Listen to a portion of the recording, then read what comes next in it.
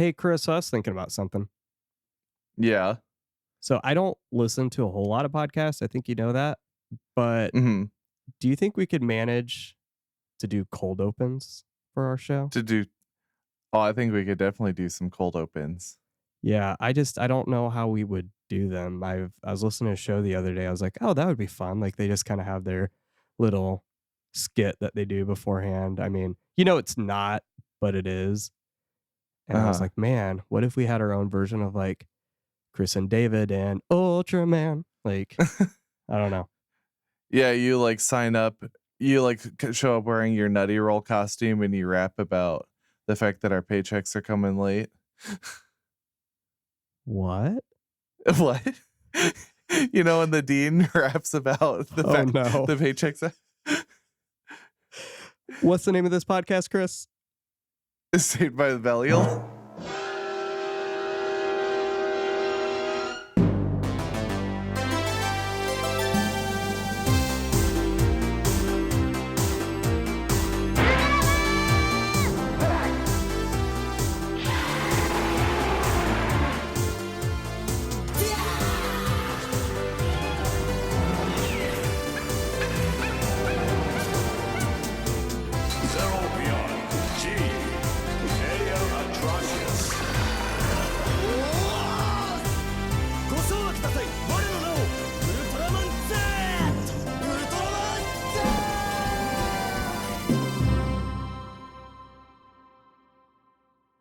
Hello and welcome to this episode of Saved by the Belial, an atrocious Ultraman podcast, the show where we only have 3 minutes to talk about an episode of what, Chris?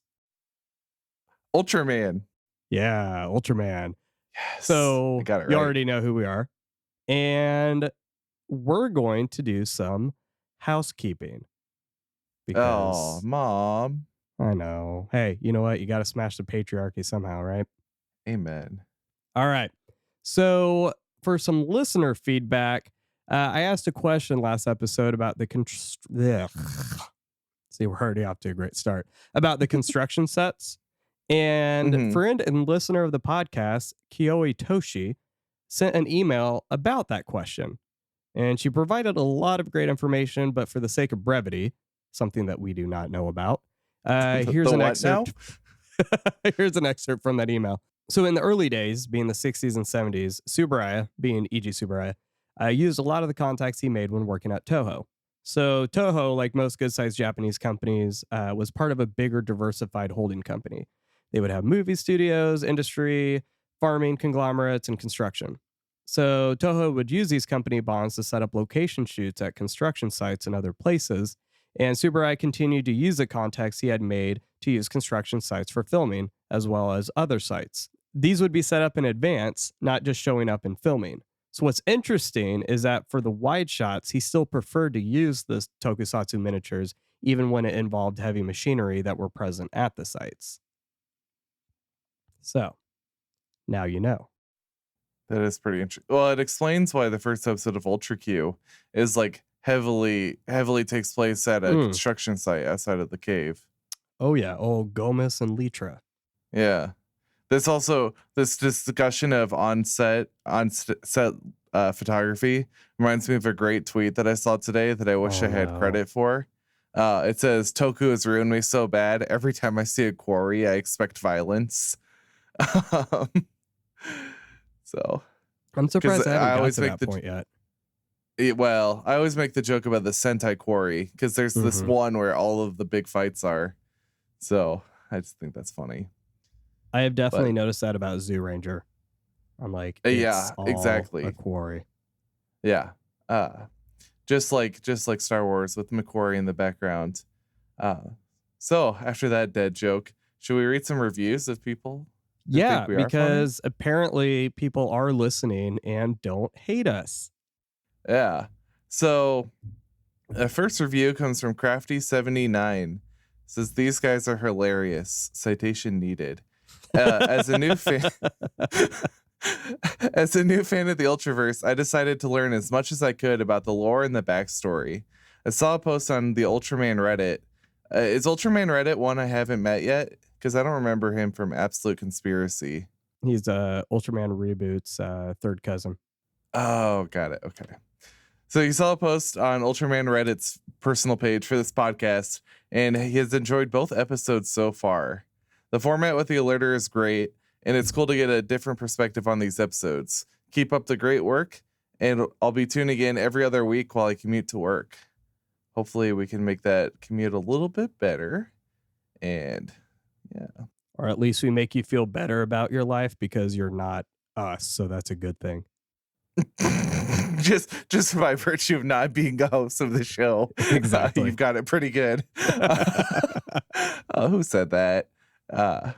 So Nathan Marchin, an ultra surprise. I jumped in from David and Chris's previous podcast, The Kaiju Apostle, to this, but wasn't sure their format would work. And you are not alone on that one. Nope. And so it was an interesting gimmick, but sometimes things are better on paper than in execution. To my ultra surprise, thank you, it works. David and Chris provide some worthwhile discussions and insights while also being funny and entertaining. And this is coming from a podcaster who likes to do deep dives while also entertaining his audience. I look forward to hearing more as they continue their coverage of my favorite Toku superhero franchise. Should watch out for these guys. Yeah. I loved so much about that review that just kind of warmed my cold heart. I thought you were and then then finally, GS Panda made their color timer never go out. David and Chris do a great job with this podcast. It's entertaining and legitimately interesting. Thank you. The 3-minute review of each episode is a great gimmick / setup. It is, in fact, fun, but also forces this dynamic duo to present what's actually important in their reviews. I also appreciated the quick theological conversation at the end of the first episode and can't wait to see what they pull from future episodes. You know, you're going to be just as surprised as we are some episodes. Oh, yeah. I had someone tell me today about last episode, that when you made the Joker and Jesus comparison, that he's like, I almost spit coffee out of my mouth, except I didn't have coffee in my mouth. And he's like, this person was like, did you mean Superman? I was like, no, did you not see the picture of Jared Leto's Joker dressed up as Jesus? He's like, oh, no, I did not. Oh, yeah. We live in a society, and Joker died to free us from that society. Mm-hmm. In the fullness of time, Joker came, born of an Arkham. The withering look that I'm getting right now. Our viewers at home, man. The heights of that withering look. Okay, so we really do appreciate the reviews, though. As we've discussed before, especially being a new show, seeing those reviews helps people feel confident. Like, oh, I want to invest my time in another show, because there are so many podcasts. Like, I spent one day just going through like TV review podcasts, and holy crap, like every comedian has a podcast. Like every news, like every TV station, they've got like 50 different podcasts. Like, there's just so many podcasts out there. So many. So really do appreciate the fact that you are listening, because you don't have to. And to reiterate, you do not have to. We appreciate it, but like, you can run at any time. We blink won't if you're know. in trouble. But on that note, do you want to talk really quick about our social media ordeal? It's not our social media ordeal. It's the social media ordeal. Yeah, the social dilemma, if you may. Oh, I will. Yeah. So, kind of something that I mean, these conversations definitely started before the pandemic, but especially the pandemic heightening the ways that we can't see our friends, even the ones who live next door. We can't see like the people that we normally interact with at work. I think we've all been relying a little extra heavily on social media lately, and kind of taking some of these,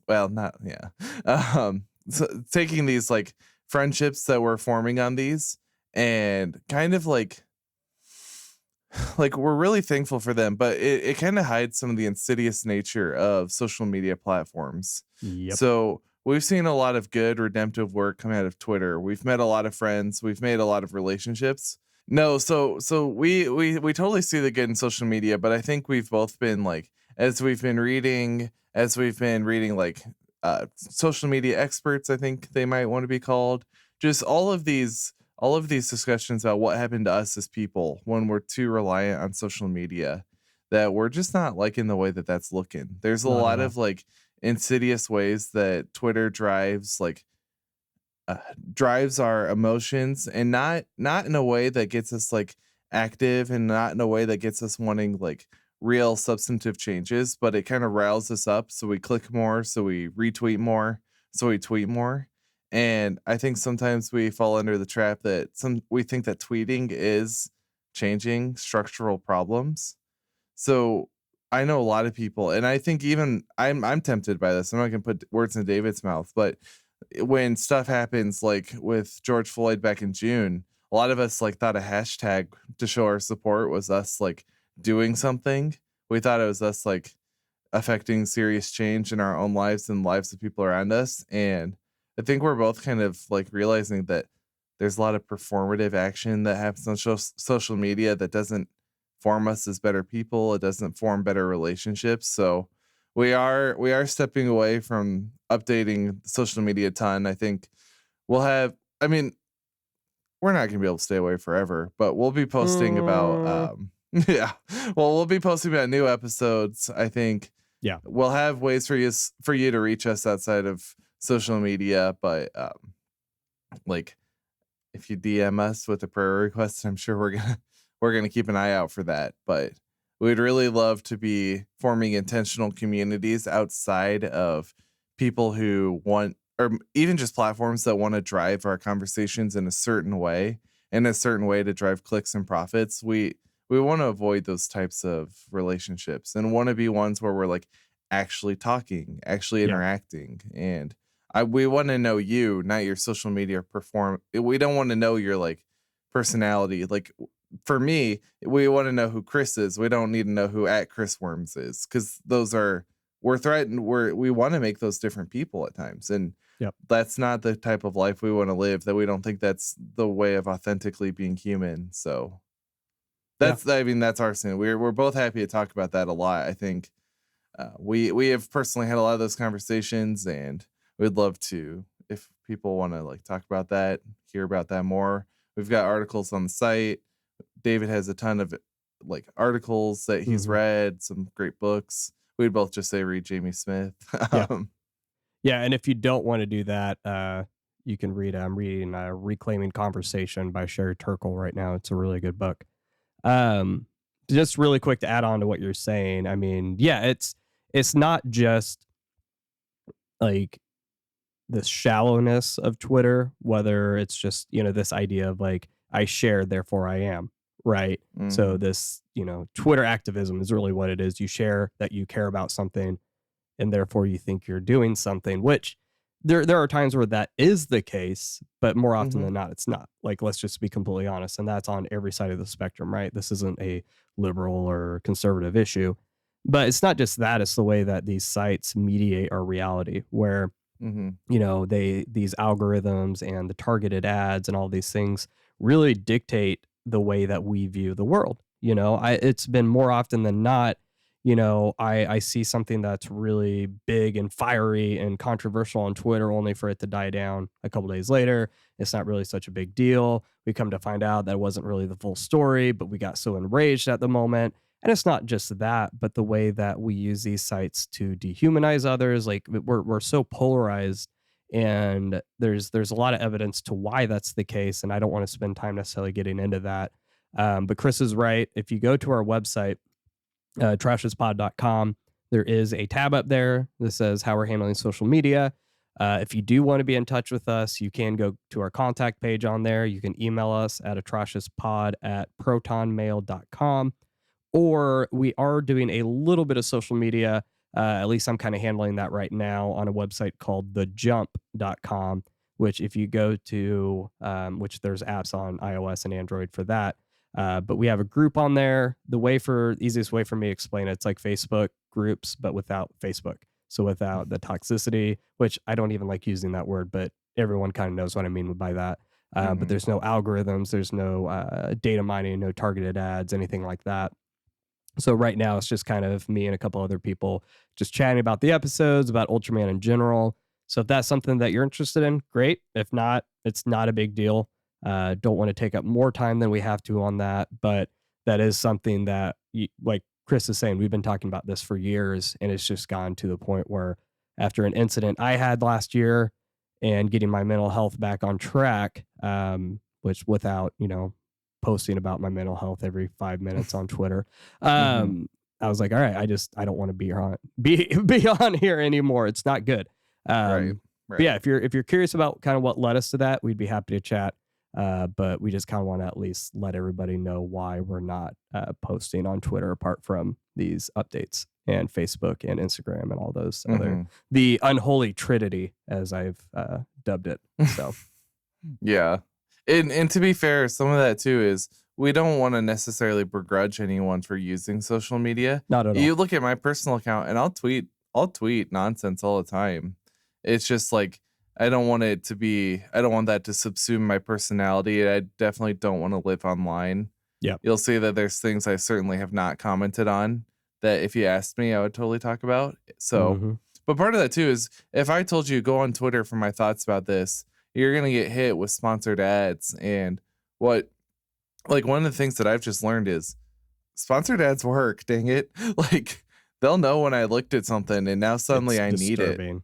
Yeah. So part of it is like, it's just our way of like keeping us out of the narrative of just buying stuff. And I know that seems so like quasi deep Fight Club-esque, but it's honestly, I think that's part of it, at least on my end. Yeah. Like, I don't want you to log into Facebook and be bombarded with, the Pokemon plush you looked at last night, and thinking I need to buy that, even though I've already made a decision not to. So there's a lot of reasons. We're happy to talk about them, but yep. Yeah. All right. I mean, I'm kind of ready to go into the episode if you are. I know we kind of thought about chatting about some stuff, but at this point, I'm primed. I'm ready to go. Oh, but I was curious. Because the notes you want to talk about absolute conspiracy leading into Z. Yeah, it wasn't anything like significant. It was just interesting. Like, so I felt like they did a really good job so let me rewind. Jasper and I have been watching Ultraman Orb lately, and I was like, you know what? They've been doing Z on YouTube. Why don't we just go back and watch it? And it blows my mind the stuff that Jasper remembers, even though it's been almost a year since we've seen this episode.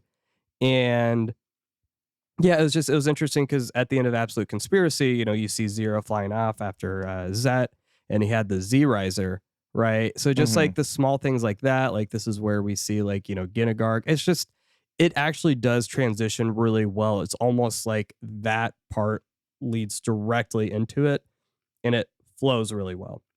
It's not like that moment of like, how did it get from point A to point B? It meshes really well. So I feel like what they're doing with Absolute Conspiracy is very big. Like, you get a lot of these shows that have kind of the side story stuff and it's fun, but just that alone makes me feel like they're doing something very significant with Absolute Conspiracy. And I spent the whole time in Absolute Conspiracy being absolutely lost. So the first context clue that I had was when Z chases off to at the end of the series, and it's like the prequel to episode 1. Yeah.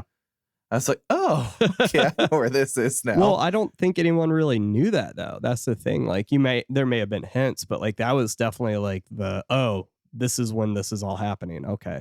Interesting. Because for me, I don't like if a lot of the stories are that the Ultras had to combine with a human host to like live, then I was like, hey, we're all the humans.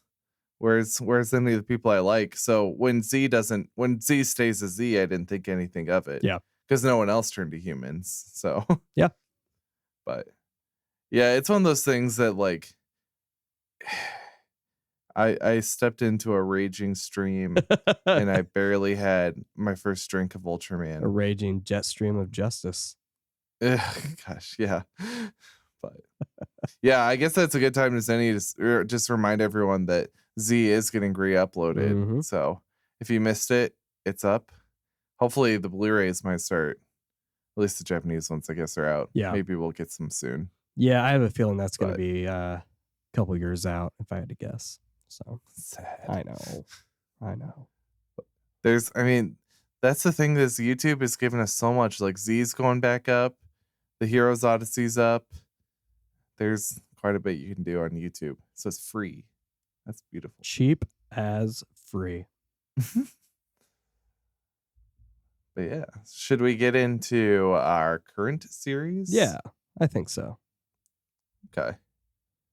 All right. Well, so for this episode of our show, we're doing 21 through 30. So first episode is episode 21, Breach the Wall of Smoke.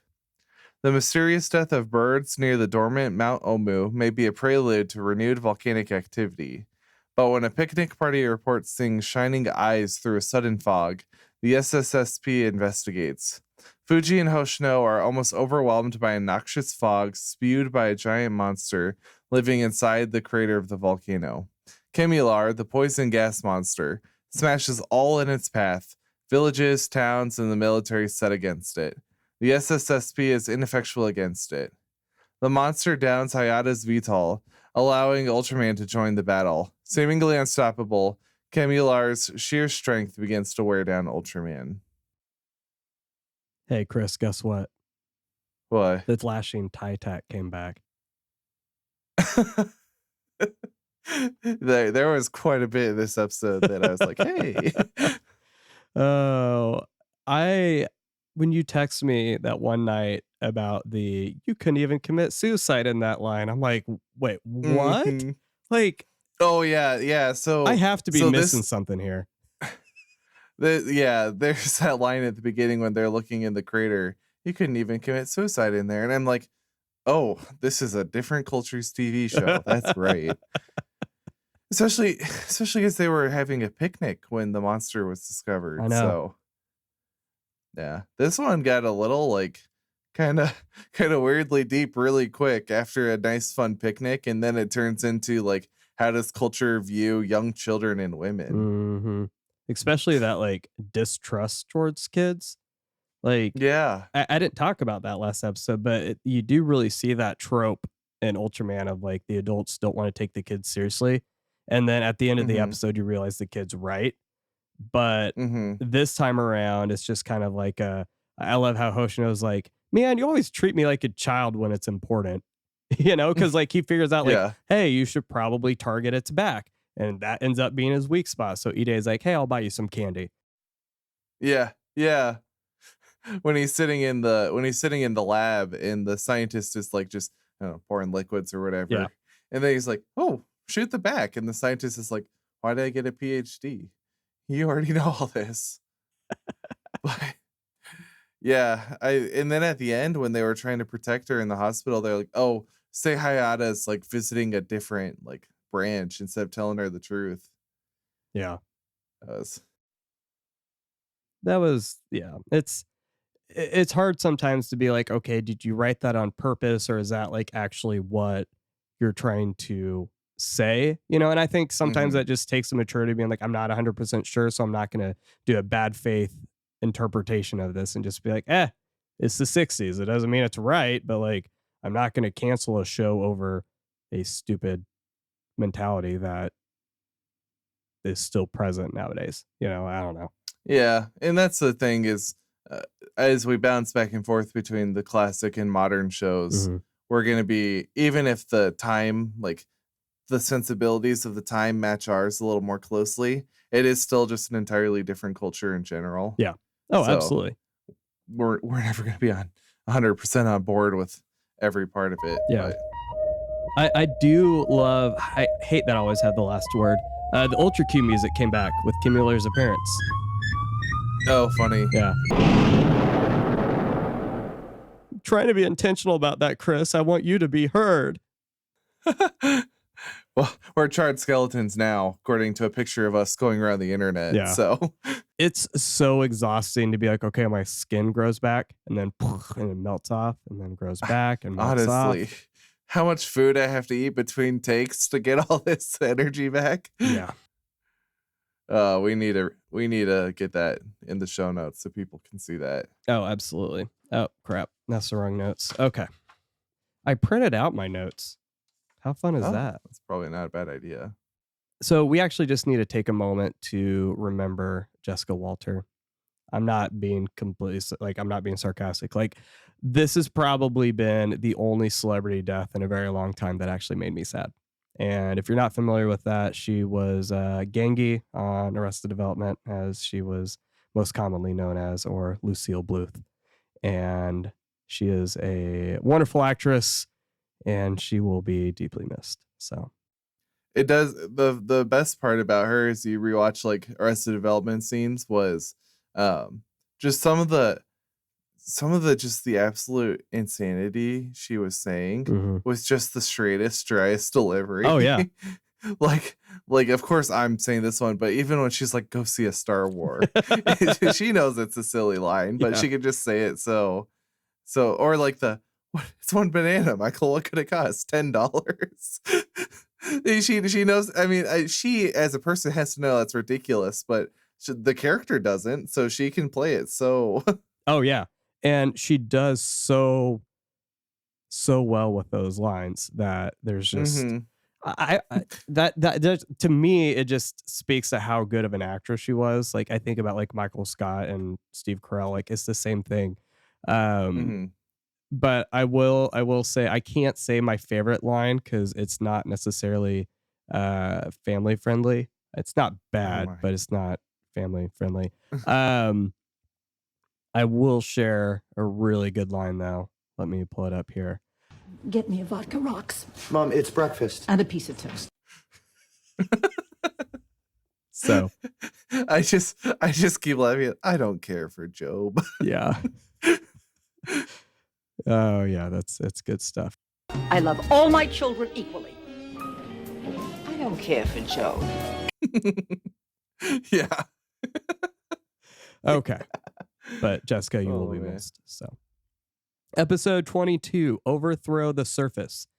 Science Patrol agent Anne Morheim arrives from Paris HQ, ooh la la, on a special assignment to escort Hayata back to France. As they depart, an unnatural black rainbow appears over Tokyo, disrupting all communications. After an extensive search, the source is finally pinpointed inside of Science Patrol Tokyo HQ, a device planted by Agent Morheim, made of materials only found in the deep strata. The leaders of a subterranean civilization have plotted to conquer the surface and use Ultraman in their quest by hypnotizing Hayata. With their substitute Morheim revealed, they released their monster Telesdon upon Tokyo. The Subterrans order Hayata to join the siege, but Ultraman cannot be controlled. And here we start our series of episodes below the surface. Ooh. I did appreciate, as the reader of the Rise of Ultraman, I was like, Paris HQ. Hey, I know that one. I've seen that one recently. So, well, and then that's also where they said Hayata was at the end of the last episode when they thought he was dead. So I did recognize it. Did you recognize the name of Morheim? Yes, actually. Okay, because I didn't, and I had to piece it together. So that was interesting. I almost just pulled like a legitimate, like, do you want to tell our listeners what it is? But yeah, that one, it's like, I was listening, I was like, oh, wait, I was technically reading. I was like, hey. Yeah, so for people who aren't aware, Aude Morheim is a character in the Marvel comic series that's out now. We first meet her in the Ultra Q side story, where she's conversing with a mysterious figure, and then we see her again in the first issue of Trials of Ultraman as the head of the USP. So it's interesting to see if these connections will be connected. Yeah. Yeah, and I don't think we'll talk about our plans for the comic now, but we have been in discussions about those. Yeah. But I have noticed that when something's in a comic and it's explicitly called out, somehow that helps my brain make those connections a little bit better. So what's interesting, because this is the second time I watched it, is you notice like all this stuff is telegraphed pretty well. Like the fact that the fake Anne Morheim won't take her sunglasses off until they go to the underground. Then all of a sudden, no eyes.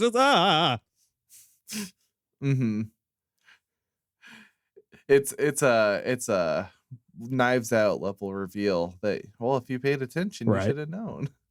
Knives Chow. But I did have to laugh about more mind control after we talked about that last episode, and here it is, or our last episode, and here we've got mind control again. Yeah.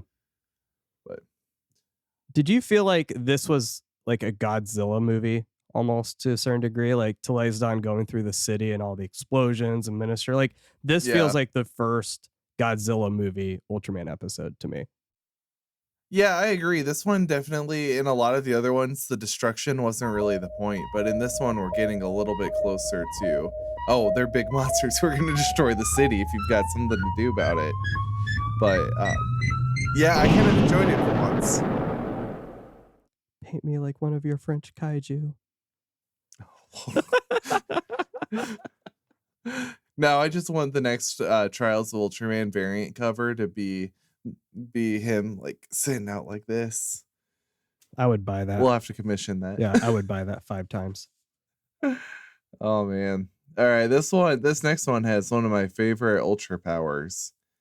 So, my home is Earth. During the US-Soviet space race, an astronaut from an undisclosed nation is abandoned in space and marooned on a planetoid. Mutated by the alien environment, he manages to survive, though the long years of isolation breed a sense of vengeance and hatred in him. Rebuilding his spacecraft after many years, this monstrous being returns to Earth to exact his revenge. Unable to persuade Yamada to call off his attacks, Ultraman attacks the monster with the Ultra Water Stream, dealing it a mortal blow. This episode, I'm going to censor myself, it should be called Alan. Like, he knew the whole time. What a jerk. Like, right off the bat, he's like, oh, the enemy might not be from Earth. And I'm sitting there, I'm like, I think it's because he knows. And then they're like, oh, it is Jamal after all. And I was like, yeah, Alan knew. Damn it, Alan. Yeah. This is one of those, you think in something like the Science Patrol, if you've got even a hunch at this point, I'm sure like 23 kaiju later, people are, if you've got an idea, it could be just as bat poop crazy as you want. Just tell me. Yeah. Like, can't be worse than what we've seen otherwise. This is one of the most emotionally disturbing episodes of Ultraman I've ever seen. I'll just be completely transparent. Especially in terms of real world events that have been going on around us. I mean, we're not marooned on a planet, but where it's been over a year-long period of isolation. So, yeah, I felt this one a little bit. See, and I didn't even think about it in that context. I was just thinking, like, obviously it's not right for him to be attacking humanity that way. But then we're like, is this not the result of like abuse and untreated trauma, that's brought him to this point?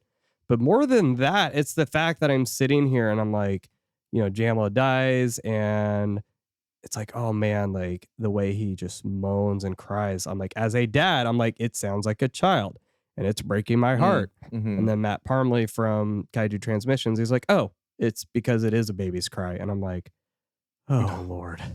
Gosh. It's so disturbing. But I think that's the point, right? I mean, yeah, this is the first episode, I think, where we really see some good character development. Because let's be honest, Hayate is like the most cardboard character. And that's why we don't ever really talk about him, which is fine. But, we actually see some growth with Ide in this episode. The way that like he refuses to fight him, how he wishes he never would have developed those weapons, right? And then at the end, it's always like this for victims. Only the words are elegant. Yeah, that was being the tombstone. Especially just in terms of thinking like, in terms of thinking who the kaiju is in this episode. And this is the episode where we focus on what do we do about weapons? Like, why does it always like they always have to come everything at once to hurt us? Like, why can't we deal with like weapons in a different episode, a less harmful one. Okay. Goodbye, notes. All right. What notes? All right. Episode 24, the Undersea Science Center. The Science Patrol attends the inauguration of the new Undersea Science Center. Disaster strikes when a deep-sea monster inadvertently cuts off the oxygen supply, causing a rupture to Marine Station 1. Rescue attempts are hindered by the monster's presence, but Professor Yamakawa comes up with a solution to rescue the trapped victims. Hayata and Arashi distract the monster in the S-25 submarine, while Fuji uses her scuba diving experience and her engineering prowess to rescue the trapped party. Things start to go wrong until Hayata uses the beta capsule and becomes Ultraman. Oh! Jenny! I wish you could all see just the face he made in preparation to do that. I may have to find a way to amazing. just save the video. I'll post it somewhere. Oh gosh, that cracked me up. This is, man, Goobala. Goobala is like one of my favorite kaiju. There's no competition. He is definitely in like my top 5. Okay, interesting. Yeah, I really appreciated, well, first that after the first couple of kaiju this week, I started getting a little samey. I appreciated this one. And they're only going to get weirder after this episode. Yeah. But yeah, I really like, especially after last episode, the way we talked about the kaiju from that one. And now this one, the synopsis gets it perfect. The inadvertent part of it is really important. That's like, can you get mad at an animal for doing what animals do? Like, yeah. When I dog sat last week and the dog was running in a circle and accidentally pulled off my phone from the desk it was charging on. Well, he's just running. Wasn't being malicious. So I love that the show's kind of dealing with that. It seems like a lot of shows that I'm familiar with don't get into the philosophical questions until like season 2, but we're here. This is really quick. Yeah. Yeah, it is interesting because I mean, we've talked about this with other monsters too, is like at what point are they actually like, do we need to be taking care of them? Like in a like killing them sense, right? And in this one it's hard to say because I mean, who knows how long, because clearly Google hadn't done anything to this point, right? So you kind of have to wonder like how much of these how often are we making this a problem when it wouldn't have been otherwise? I'm not saying that like we need to stay on the land, but maybe we just need to stay on the land, you know? Sometimes, yeah. And it really gets you into an interesting conversation about like the doctrine of dominion, as you might have heard, like when Ted Cruz was running for president. Like, what is our relationship with nature? Because we've thought about our relationship with other humans and have decided we don't care. Yeah. Like you talk about the doctrine of discovery, but fundamentally we don't even know what to do with nature, cutting down forests and all that too. So you're preaching to the choir here. But I will say this about nature though. I thought it was hilarious that in a situation where time is of the essence, they use a ship called the Tortoise. Gamer had to save the day. Yep. All right. Episode 25. Yeah, this is where my real good American accent comes out. It's a Siphoon. Thank you. Yep. The mysterious comet Siphoon. Astronomers discover a rogue comet designated Siphoon on a collision course with Earth. All nuclear weapons are stored to prevent exposure, but 6 go missing. The Science Patrol's sorties to recover the weapons. As the comet passes and the world rejoices, Gigas, a snow monster, appears in the Japan Alps. While engaging the monster from the air, a second monster, Draco, emerges from the comet and attacks. Draco's unable to take life. Draco's modern life. Oh my gosh. That was Unable to take them on separately, Hayata, Ide, and Arashi manage to lure monsters to fight each other. As Ide tries to secure the missing bombs, they're swallowed by a third monster, Red King II, that bursts to the surface. Wish they would have named him Red King Jr. Or like yeah, I'm Red sure that Prince was like or Red something. King too, but Red King II makes him sound like an actual monarch. Ooh, it's Red King II. Yeah. Well, they could have called him Red King, yeah. The Moist Red King. Yeah, okay, But- anyway. I'm kind of liking these episodes with more than one kaiju because Yes. it's a little bit like, it's not quite the overstuffed. Like, sure, they may not all like have as much to say about each kaiju, but I'm enjoying seeing them all. Yeah. And they don't need to, right? I mean, at this point, we're watching these shows because they're enjoyable, you know, and I don't need to have an entire episode dedicated to why these monsters exist. Clearly, it's established these monsters are in a world. So like, or in the world, excuse me. So just let them fight, you know? Mm-hmm. I do find it interesting, having now watched the original series in its half and Z, is that it's Red King is the one that Z really focuses on the moral dilemma, right? Mm-hmm. Because if I would have chosen like the arch ultra villain, I would say it's Red King right now. Yeah. So it's interesting that Z turns it around, that now Red King's the subject of the most like introspection. Yeah. Which obviously you've got a lot of time between this and there to certainly have things change. But did you it's not intentional necessarily, but I felt like Duraco's like a proto Gigan. Like there's some similarities there, like the wings and kind of like the way that the, not like blades necessarily in the hands. There's just the whole body shape reminded me of Gigan. I couldn't really find anything substantial to indicate that would have influenced it, but I found a lot of people coming to that same conclusion, which was interesting. I wonder if it's just people in the same kind of world, same kind of culture and time period might just have the same inspirations. Yeah. Make them come up with the same stuff. Yeah, because this was like 6 years before that movie came out, I think is right about it. And who knows how long in advance some of them are designed. Yeah. So I'm right with you. It was a fun episode. I mean, it was absolutely, if you think about it, like I would be terrified if I saw a comet come that close to me. Right? Like I don't think I don't even know if that's possible. Like I don't know science, but like yeah, the whole like them being in the bunkers. I mean, I get it. I would be scared too.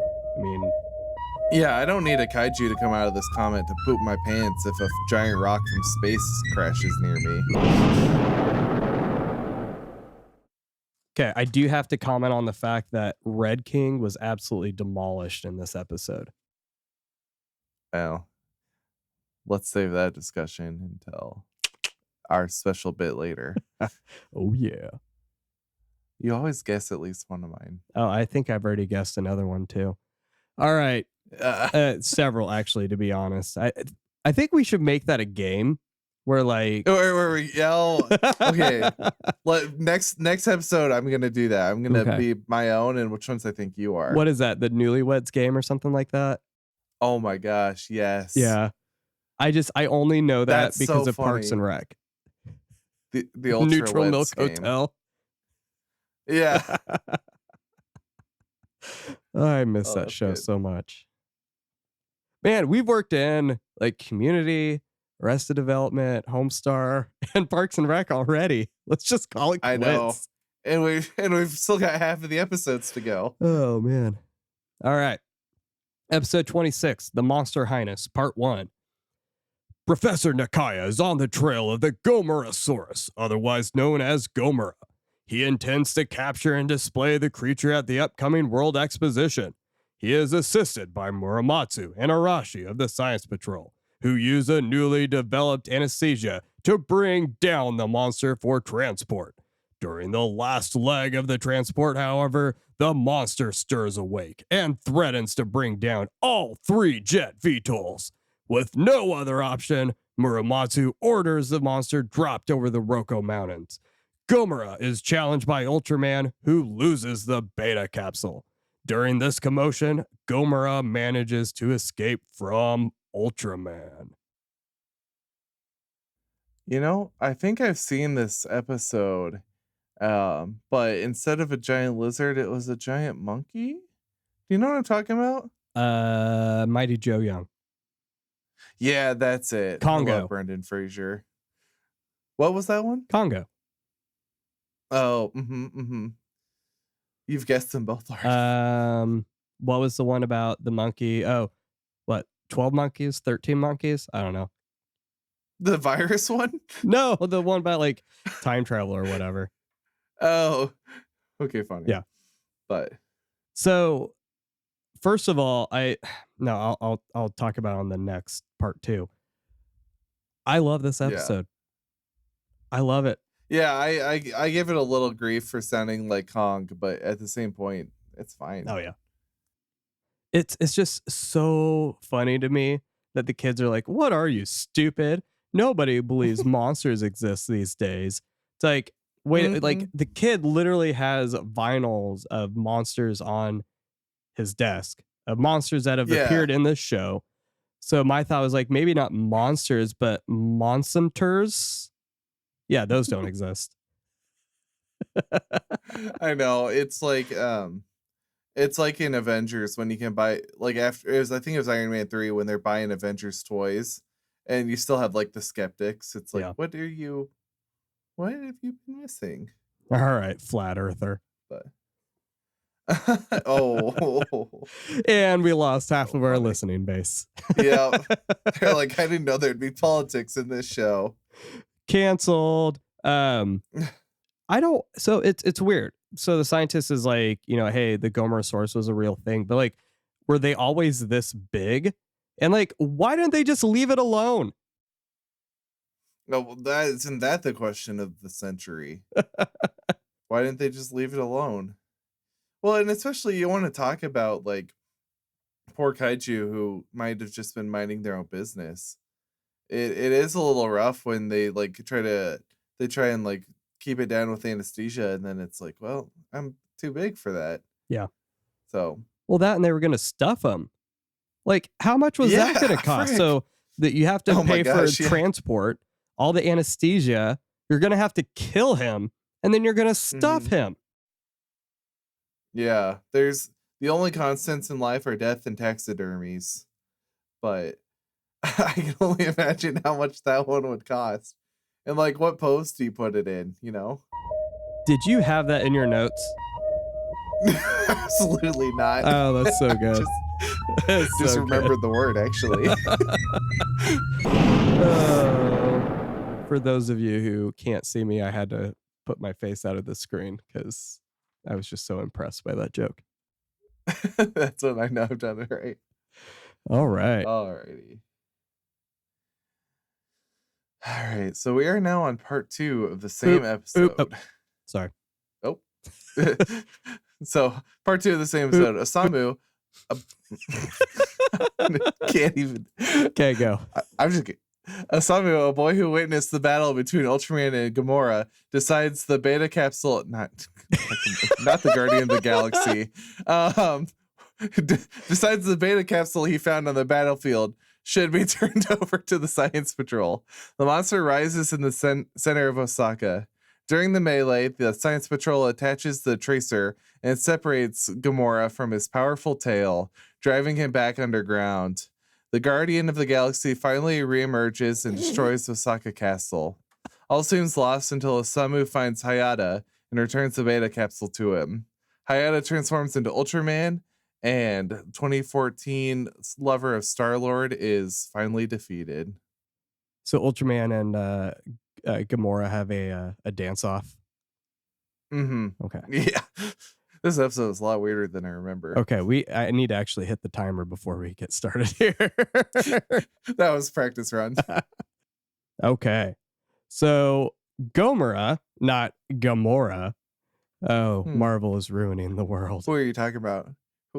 You said that with such a tone that you were trying to correct someone. No, I'm leaving all that in. They're gonna know. So I'm noticing. Well, I'm noticing. They freaking capture him on Johnson Island. Like, I mean, you're gonna come up with the name. It's Johnson Island. Where is that? To be fair, I'm sure we have names like that in America. Oh, absolutely. I just for some reason, I just found myself laughing at Johnson Island, and I'm searching the right island now. Son of John. Oh my gosh! There's a Johnston Island. There's a Johnston Atoll. It is. Oh, I guess it's out towards Hawaii. Okay, yeah. So anyway, wait. So is the atoll the ground version of the VTOL?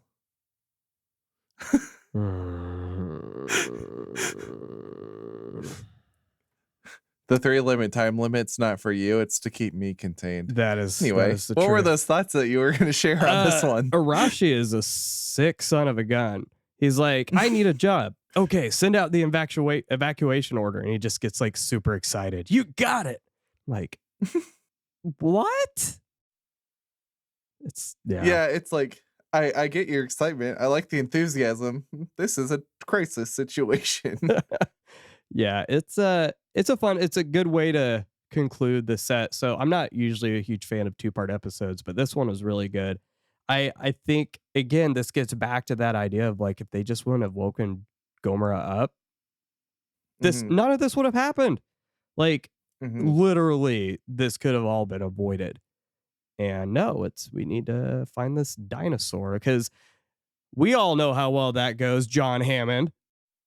I agree. It is just such a funny episode in terms of like, I was curious why there was a 2-parter at all.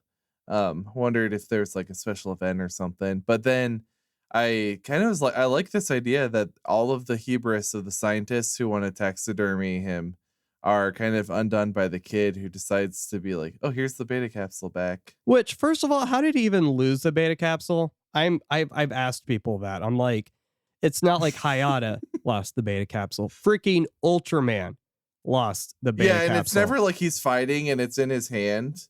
It's I would just think it gets absorbed or something. Yeah. But maybe he had an ultra fart. He trusted an ultra fart and lost it on the way. Never trust an ultra fart. Is that our new episode title? Oh no. Maybe. I do have to really quickly say it was hilarious when Hayata's rushing to become Ultraman and he realizes he doesn't have the beta capsule, but he was rushing to fight a tail. Yeah. That's very fair. All right. I am impressed that we don't typically have something to say after the explosion goes off. Sometimes you just kind of have to. We give ourselves, a little bit of... We're giving ourselves a little space. Yeah. That's okay. Yeah. Okay, so episode 28, Human Specimens 5 and 6. While investigating a series of mysterious bus crashes along the Hyuga Pass, Muramatsu and Ide encounter a strange spatial phenomenon. Even though the bus plunges off a cliff, all the passengers are accounted for and escape serious injury. At the hospital, a member of the Cosmic Rays Research Institute warns authorities about an alien who has infiltrated the institute before he is dematerialized before their eyes. The alien is hard to isolate because it is capable of changing its face as it materializes from place to place. Ultraman scares Dada with the spacium beam before using the weapon to also destroy the creature. Who's your Dada? See, I finally get to say... along the same lines, the joke I've made on Twitter so many times. I like it when you call me Big Dada. Oh my gosh. It's because it's always with the picture of him posing in that scene, and he's kind of laying all like seductively, kind of what we're talking about, and it's just Dada's awesome. He's one of my favorite Saijin for sure.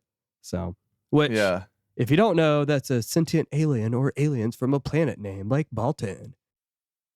Did we do research for this episode?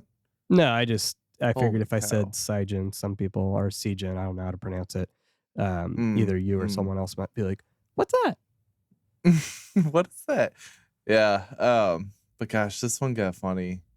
Especially I love how early it's playing with stuff like dimensions and like all the passengers are accounted for and escape without serious injury.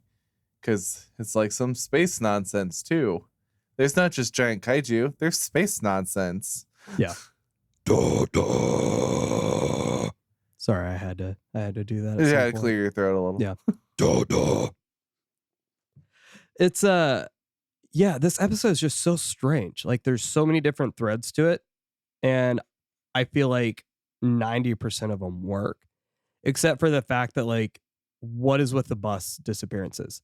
Like they set it up to be such a big thing, and then it just gets dropped. Like, yeah, true. They seem to hint at the fact that like the Dada would be involved somehow, but it doesn't go anywhere. And I asked people before I put that, I'm like, okay, I'm not missing anything, am I? They're like, no, I mean, it's just it's a plot vehicle to get them to that point, literally. Pun intended. Yeah. And but it's so interesting, like the way that they play on like the whole like the woman wearing a black coat and sunglasses. They want you to think she's up to no good because she's sneaking around. I'm like, no, she's actually like, she's not evil, right? But they want you to think that. Although when you notice that the inside of her coat, it's striped black and white like the Dada. Yeah. Yeah. I just that's what just we call an Easter this. egg. An Easter, yeah. Yeah, I did notice that the bus thing kind of, they could have almost, next episode could have been about that, and they could have said it's completely separate from Dada, and I would have been like, sure, you're right. But it was ambitious. It felt like a long 20-some minutes. Not in a boring way. Yeah. But it felt like there's a lot going on. I felt it was long. It was hefty. Really used every minute. Hefty. Oh my goodness. Somebody just shut me up. Once told you. Oh, that's good. Great. That's good. It's my turn, right? No, it's your turn. This is an odd one. Yeah. Challenge to the underground. A subterranean monster at the Odayama gold mines has laid the town of Miro to waste. Captain Muramatsu orders the airlift of the Velucidar, a new drill boring tank capable of tunneling underground. This was Musk before Musk was open. The captain and Ide will use the tank to confront the monster below the surface, while Hayata, Arashi, and Fuji can attack the monster above ground. The Science Patrol are attacked by Goldon. They manage to drive it to the surface, where it is damaged by the Velucidar's laser gun and Science Patrol weapons fire. Ultraman finally vanquishes the second Goldon with his spatium beam. This episode. Can I just say I don't like it? Yeah. We can't all be winners. No, and I'm not trying to be negative. It's just such a boring episode to me. Like this, it was very just kind of not necessarily just run of the mill in a certain way. Like this is just what I would have expected them to be. Just kind of plot device, monster fight. Yeah, it's just, I don't know. It's I know it's a world where monsters are established and plausible, but like a monster who eats all the gold in a mountain and now he becomes gold, like to me, I couldn't suspend my disbelief for that, especially then there's a second Goldon and I'm like, okay, like I don't know. There wasn't a lot here I think my favorite part was so with all these Ultraman episodes you have these Toho veterans that show up. So you see Senkichi Omura, so he was a miner who's obsessed with the gold, right? So like he's in a bunch of movies like Throne of Blood, Mothra vs. Godzilla, Ghidorah the Three-Headed Monster. He's an Ultra Q, but the role that most people know him from is in King Kong vs. Godzilla, the 1960s one. He's the interpreter for the Faroe Island natives. So like he always plays kind of like this, well, not always, but he plays this slapstick kind of funny character. But in this one, he's like absolutely like disturbed. But I always like seeing him, so I'm not going to complain about that. But yeah. Do we get the person who complains about their corns in Ultraman? You know, 'Cause- I don't want to spoil that for you Oh, thank God. That's going to be our best episode. because I don't know. Oh, funny. I think the thing about this one is like it's weird how suspension of disbelief works, isn't it? Because when you tell me that Data came from space or something, or this one came out of a comet, I'm like, yeah, why not? But then this one who like eats too much gold and is transformed into a gold, I was like, why? Like, why is this the one that like doesn't sit well? And maybe it's just because the whole episode wasn't doing a lot for me, Yeah. so I was getting a little more like critical in general. I think that's it, to be honest. I mean, there wasn't a lot here. I will say the best part is like I love Muramatsu. He's such a good captain. Like, Ide wants to blame himself, but like he won't let him wallow in his guilt. So that's like if we had to like define like or choose the best character of this whole show, I'd choose Muramatsu. He's like one of the best captains of all time.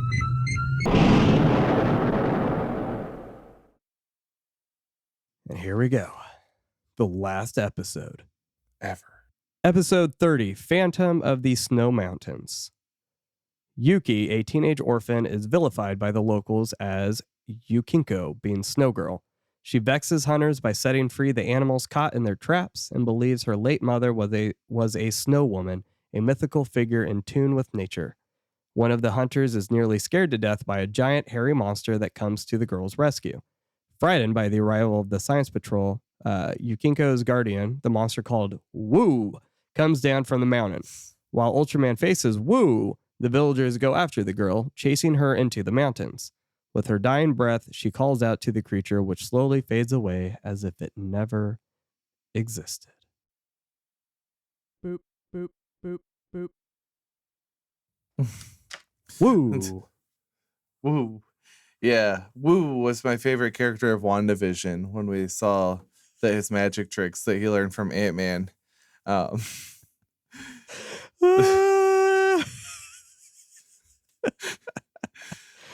That was good. Yeah. This was a good follow-up to the last one. Oh, yeah. It was a good one to come back to. Yeah.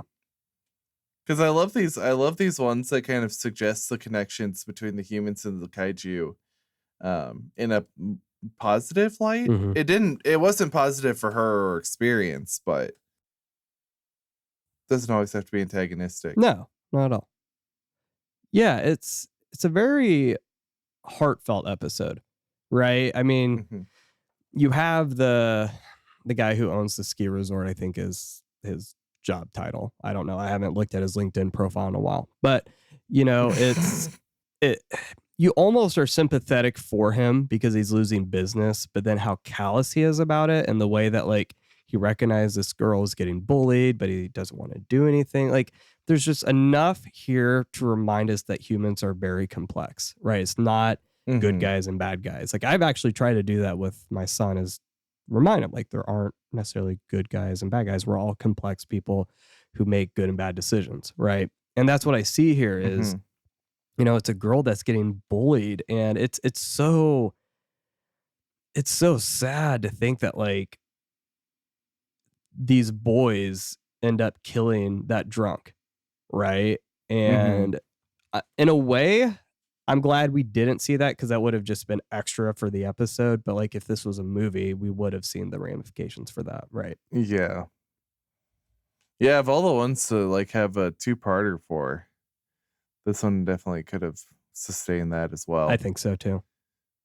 Yeah, and I think we're seeing a lot of that lately, especially like just picking on business owners in general. Like in terms of the pandemic, I've noticed a lot of people are on edge. A lot of people who generally are pretty kind and like pretty secure, or every time the governor speaks about more lockdowns or staying closed a little bit longer, there's a different side to them. Absolutely. And you don't want to like vilify them. There is a spot where you step in there and say like, this pandemic sucks and it does hurt you as a business. And like this, kind of what you're saying is in situations like this, we do see like people are more like prisms, where when you hold light up to them, you do reflect a lot of different parts. So yeah, I absolutely agree with that. that's what I love about Ultraman, right? Is it really makes us grapple with reality, even though it's a fantasy show. Yeah. Woo! Whew. All right, so that puts us at our 10 episodes. So I'm thinking we should move into some awards, possibly. Yeah. Woo! We've already hinted at a few of these. So starting with the most beautiful kaiju, I will say this: the choices, most of the options didn't care much for. I was like, if this is what we get, oh, it's gonna be an easy decision. But were you thinking I was gonna choose data? No, I thought you were gonna choose Gygas. Oh, I'm actually choosing Jamila. Okay. I love because it's just like looks like when you used to pull the shirt over your head and walk around like used to. Well, now that I paid for my own shirts, I'm not going to stretch the collar like that anymore. Yeah. I was more of pulling my sweatpants up to my shoulders kind of guy. Yeah. Well, I think it's been a couple months, but see, I thought you were going to do Gygas because you love the Gygas in a sweater from the Trials of Ultraman. So that was just I did love that. Dapper Gygas. Yes. Yeah. Well, I think in there they call him Gyga, but yeah, I actually put that in my notes. Like I thought that's what you were going to choose. So I did that because the day that Trials came out, I texted you about that one. I was like, this is so freaking funny. I don't even get it. But yeah. So where'd you although that episode, that one did I did love the scaly techno look, but anyway, of Dorako, I think. Well, who'd you choose? Kubla. Okay. Yeah, I played by hand. Yeah. That's fair. Yeah, there's no question for me on that one. So, Monster Graveyard Award. This one was tough. I'm gonna choose, not because it was necessarily like if I had to choose like the best death in itself, like aesthetically, I would go with Red King getting sliced into pieces. But I went with Jamla just because of how impactful it was. It will forever haunt me. I know, and I almost wanted to pick that just because the Ultra Water Stream is so funny, but then like the context of the episode, so I did go with Red King the second. Yeah. So yeah, the how the heck did he get away with that award? I'm looking at the episode, the Undersea Science Center. Because I thought that was kind of a fun change of pace. Yeah. There was an episode I thought you were going to do, and I have all of my notes on the floor. I thought you were actually going to do the last episode where he's lying in bed and he just holds his hand up and transforms. that one is very relatable.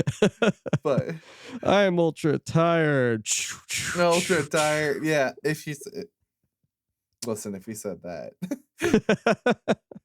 All right. I went with him transforming in the Science Patrol control room. Like, it's just, if you think about it, like, obviously he kind of zaps himself out, but it's just like, if this would have happened in the 21st century, there would have been so many cameras. Like, it was such a bold thing to do. The people there, period. Yeah.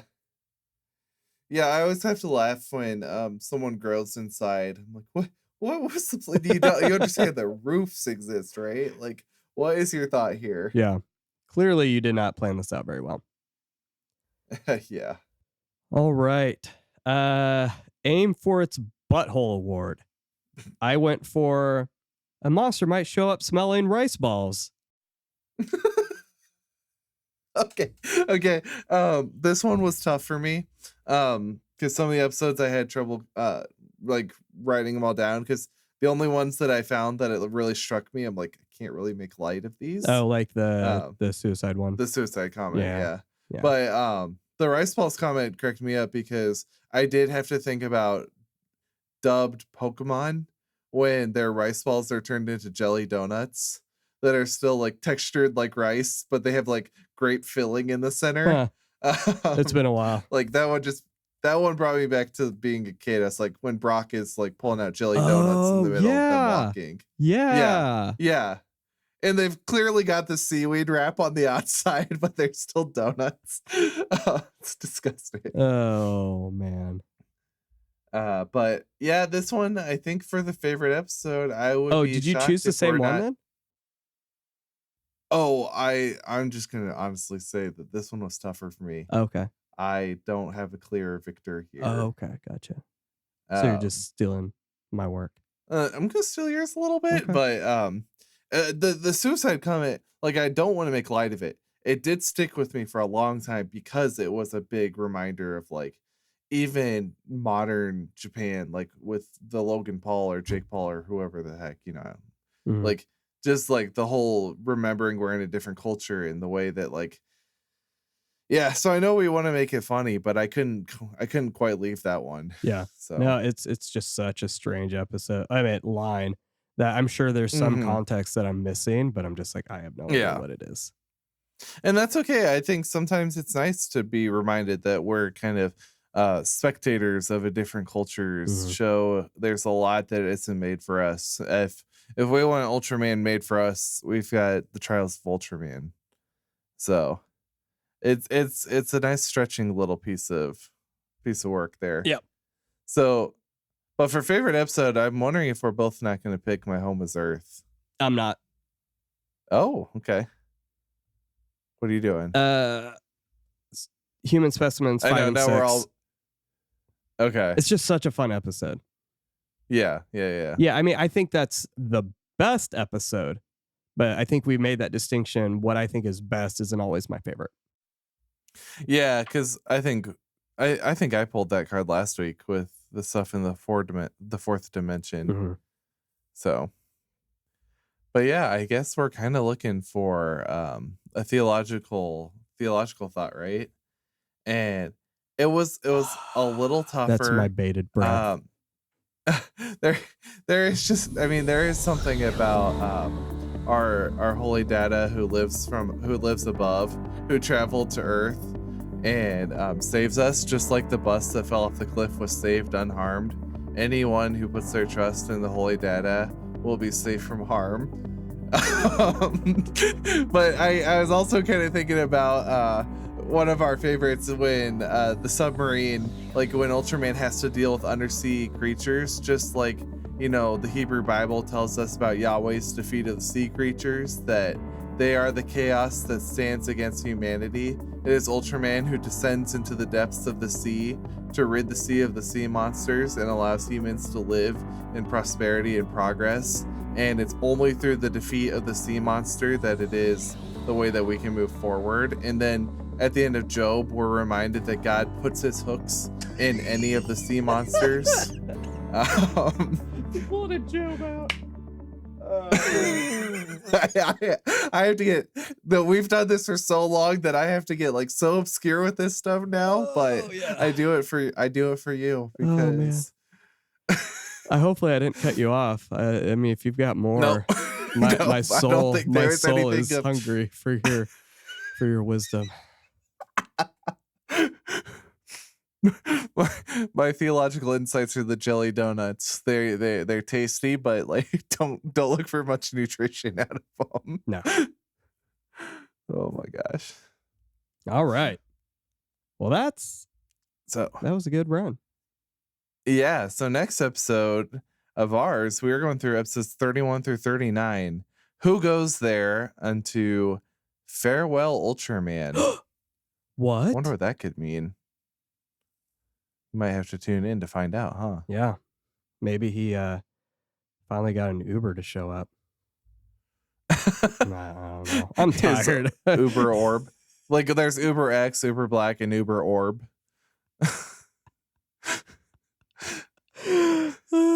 Thank you for listening to our podcast. If you are enjoying our show, we humbly ask that you chant our name over at iTunes and leave a 5-star review. I think I had Apple Podcasts before, and for some reason saying Apple Podcasts felt weird, so I'm just going to say iTunes from now on. That's fair. Also, make sure to subscribe on your podcasting platform of choice so you don't miss any of our upcoming episodes. Okay, we're going to have an on-air deliberation here. I think most people Okay. realize that if you enjoy a show, you should leave a review, and that if you enjoy a show, you should subscribe, right? You'd think, yeah. Okay, so I'm just going to nix that from now on. I'm sitting here and I'm like, I'm telling people things that they already know. But do they do it? No, I don't know. Doesn't matter, right? I think we talked about that. Is All right. that's part of this whole social media thing, right? Is we're trying to get away from, analyzing and figuring out, well, if this gets so many likes or retweets, that doesn't define quality whatsoever. So True. you do you. But if you'd like to get in contact with us, you can send us an email at atrociouspod@protonmail.com, or head over to atrociouspod.com, where you'll find our contact form for listener feedback and even prayer requests. Until next time.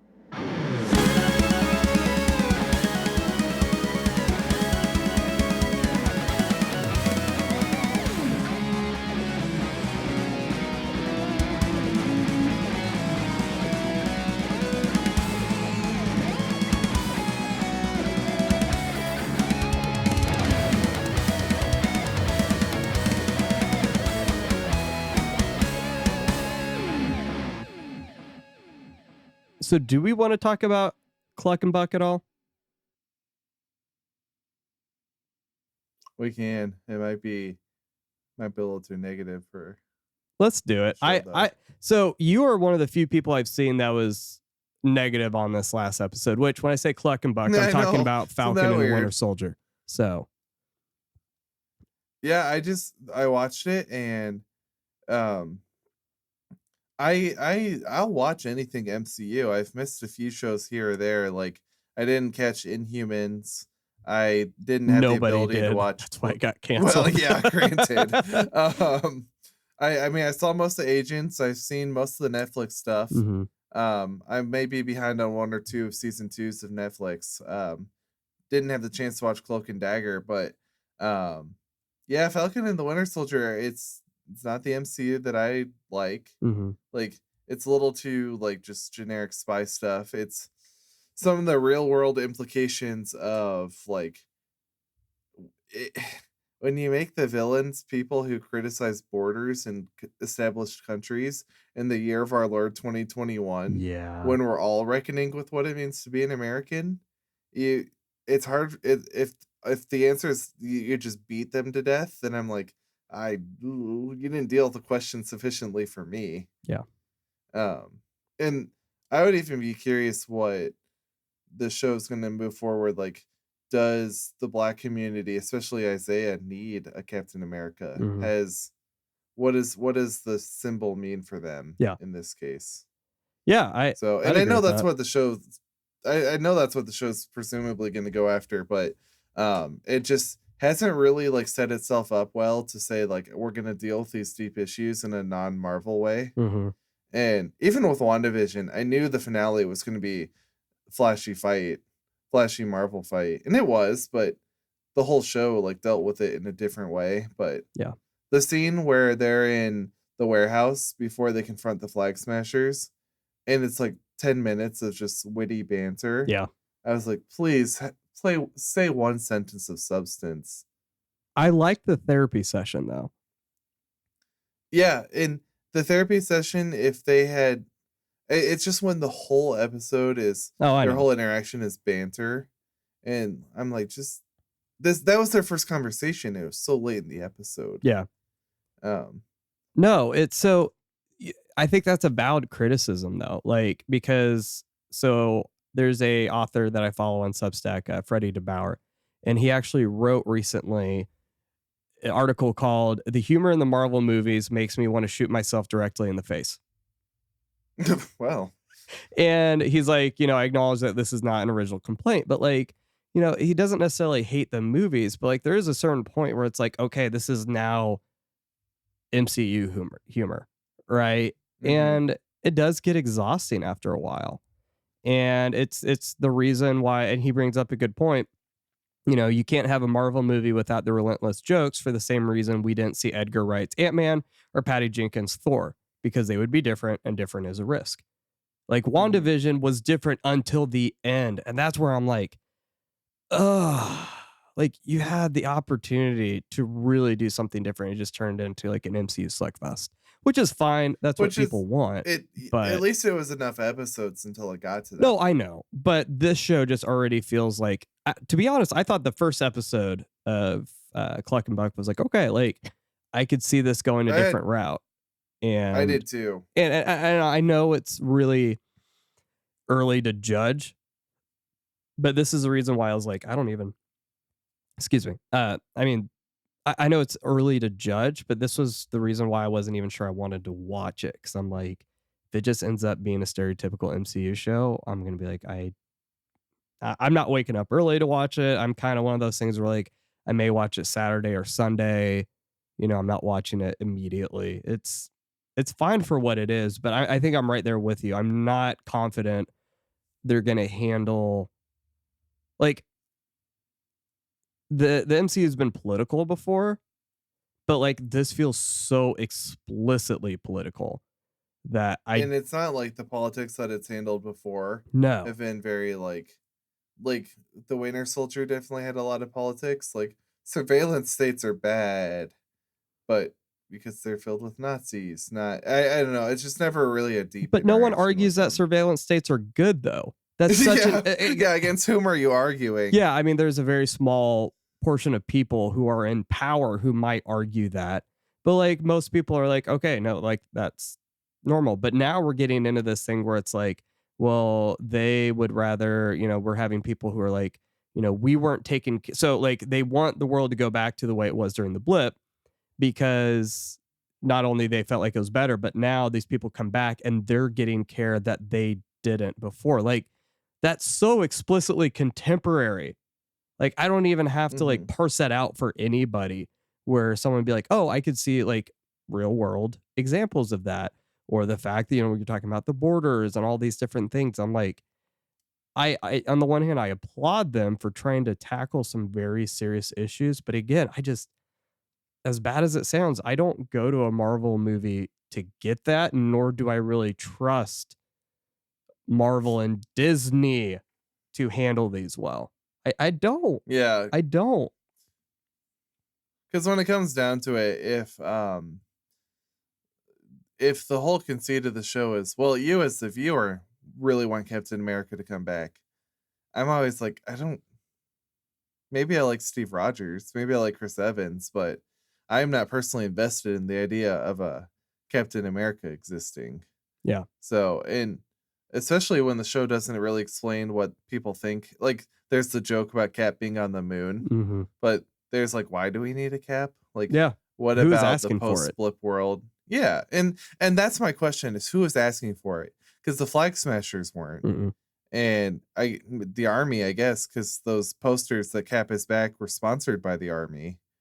But I'm wondering if Average Joe was like, we need a Cap again. It's hard to imagine that. Because there's something about Cap in the 40s during World War II where there's so much propaganda going around that I understand why you'd think you'd need him there. Yeah. But in like a people our age talking about like the war on terror, and if we got some cringy superhero like being the face of like buy into the war on terror, we'd be like, no. Exactly. So I wish it would spend a little less.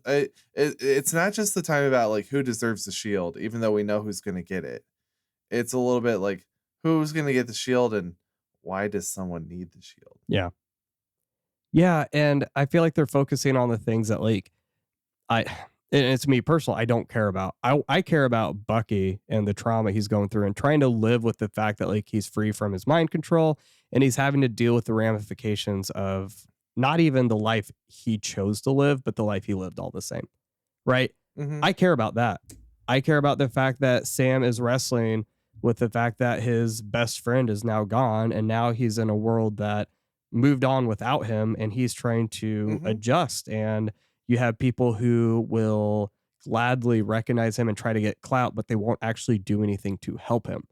Right. Things like that. I'm like, those are good topics. I would like to see that discussed. But yeah, this whole Flag Smashers thing, the power broker, the fact that it seems like Sam and Bucky are inevitably going to release Zemo into the world. I'm just like, it just feels so, Mm-hmm. But we'll see. We'll see. It can certainly pick up, but I'm glad the original plan was for this to lead out the slate of MCU shows on Disney Plus, and I'm sorely happy that was not the case. Oh yeah, I'm glad we got WandaVision first. So, and I don't know, I do genuinely like see people on Twitter who love it. I know especially a lot of Black viewers are seeing a lot of this stuff in a big budget, high profile mainstream show for the first time, and that's amazing. So there's still a lot of good that it's doing. It's just like I feel like every time it leans into its MCU-ness, I'm like, please lean back. Yeah. Lean out of that. Don't use that as a crutch. Yeah. And there are people who just like the MCU because it's the MCU. Like there's a reason a lot of it functions the way it does, and there's a reason that like test groups keep saying make them the same. Yeah. So this is just a case of there's not a lot of it landing, and putting it between WandaVision and Loki doesn't help. Yeah. You're allowed to critique it, just because it means something to someone. We're not sitting here saying it's trash, but we're also being like, hey, it's not working for me. We're concerned about how a giant corporation is going to handle very complex and delicate issues that it seems to have just kind of thrown out there. So I there's nothing wrong with that.